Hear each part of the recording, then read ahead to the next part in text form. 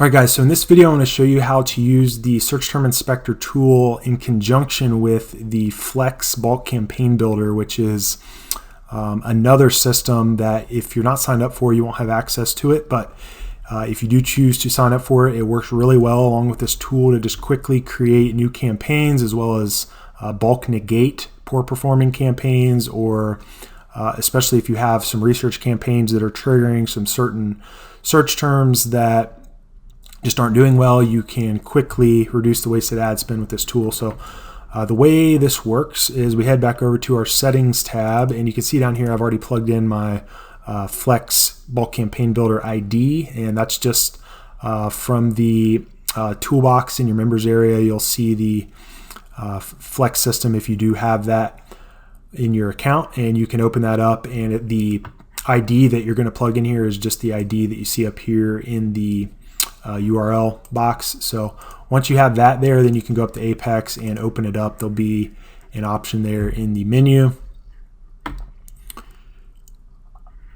right, and this is what the Flex tool looks like. I'll have a designated video on how to get onboarded and set up with this specific tool, but for this one I'm just going to reference it and use it here in creating some new campaigns for us, as well as doing some bulk negations.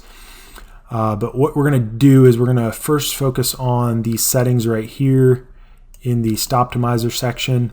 So basically these default settings are pretty decent for a mid competitive niche where you want to set some thresholds on search terms that people are searching for that just aren't doing well. We want to make sure, especially in like broad phrase auto campaigns, that we don't continue to pay for these if they're just really not performing well. So all you need to do once you have this Search Term Inspector tool initialized is come back up here and hit Search Term Inspector, run Stoptimizer.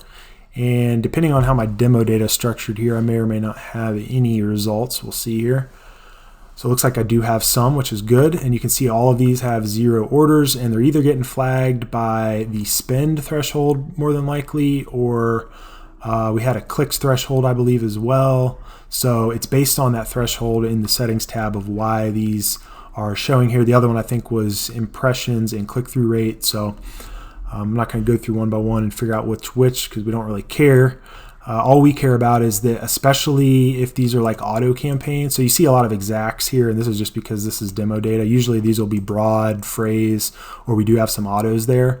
But my operating procedure for negating these poor performers in the research campaigns is first you'll come over here to column V, and this will, if you've already negated some, it'll show up as which ones have already been negated, and I will just make sure I'm only looking at blanks or ones that I haven't negated yet. So that's kind of step one. Step two is I don't negate any exacts.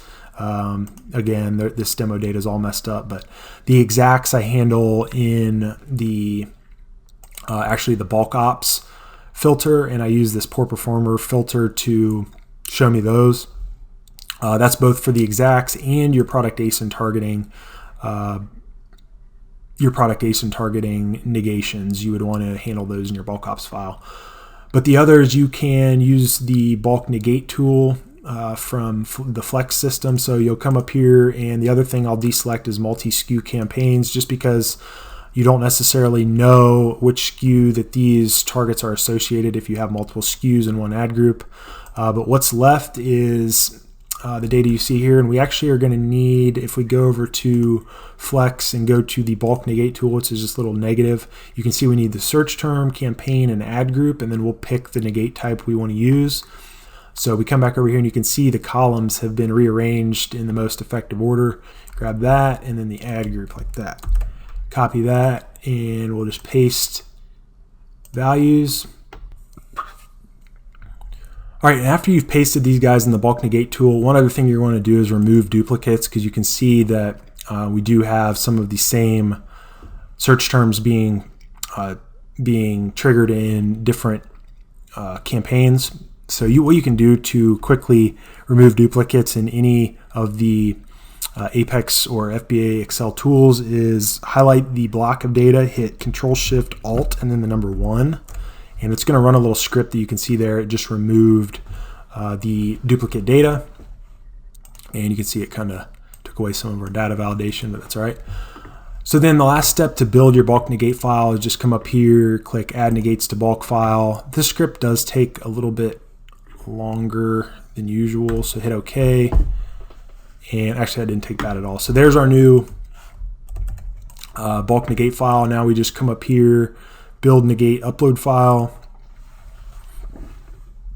hit yes, and as long as we have our upload folder ID in our settings tab, this is just going to send it to our Google Drive folder that we can then go over to our bulk sheet campaign manager, go to uploads, and then we'll have the bulk negate file there that we can upload. So that is how that works. And in the next video, we're going to be going over the search term inspector tool and how to use it to actually create some new campaigns and find new high converting search terms. So I'll see you on the next video.